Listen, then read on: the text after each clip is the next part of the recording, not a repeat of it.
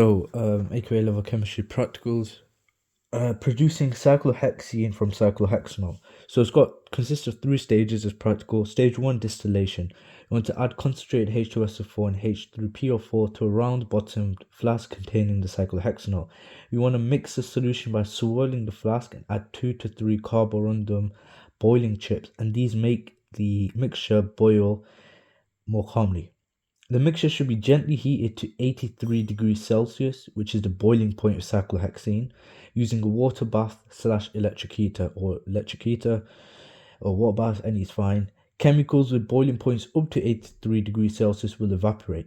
The warm gas will rise out of the flask into the condenser. Warm gas will rise out of the flask into the condenser, which has cold water running through the outside, turning it into a liquid. The product is then collected in a cooled flask. Stage 2, separation. The product collected after distillation in the cooled flask still contains impurities. So you need to transfer the product mixture to a separating funnel. Transfer the product mixture to a separating funnel. Add water to dissolve water-soluble impurities and create an aqueous solution. Allow the mixture to settle into layers and drain the aqueous lower layer, leaving the impure cyclohexene. Stage 3, purification. Drain the cyclohexene into a round bottom flask. Add anhydrous calcium chloride, a drying agent, and stopper the flask. Let the mixture dry for at least 20 minutes with occasional swirling. Cyclohexene will still have small amounts of impurities, so distill the mixture one last time. And here is the equipment needed. So you can see you got heat, that's a reaction mixture. You got your condenser, water out, water in, and this would be where your impure product is. This is a cooled flask, and you can see the impure products dropping into here. So let's go through it again. Producing cyclohexene from cyclohexanol. Stage 1, distillation. Add concentrated H2SO4 and H3PO4 to a round bottom flask containing the cyclohexanol. Mix the solution by swirling the flask and add 2 to 3 carborundum boiling chips. These making the mixture boil more calmly. Mixture should be gently heated to around 83 degrees Celsius. The boiling point of mixture should be gently heated to around 83 degrees Celsius, the boiling point of cyclohexene, using a water bath / electric heater.